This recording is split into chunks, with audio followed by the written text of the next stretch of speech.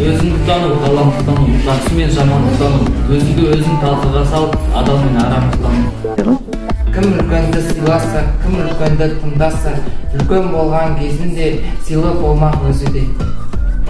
Жақсы адам бол өссін деп шығарған өзін тануды, сары апамнан оңалыс, жолдаймыз сәлем жалынды. Үмітіңді ақтаймыз, үйреніп өнер білімді, ар ұятты да сақтаймыз, жолықпай жаман қылышты. Оқушының білімінде сынайды, бірін-бірі жүрте үйретіп, зерделеп шықпай сөз құрайды, оқушылар өзін-өзі таниды, бойымызға тек ізгілік ариды.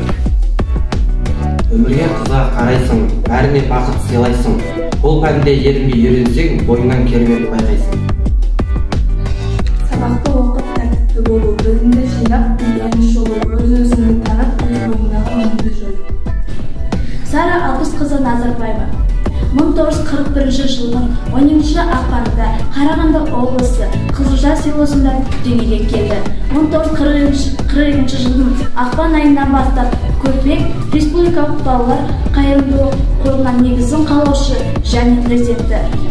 Көпек қорының негізін қалаушы Сара Алпысқызының туған күні.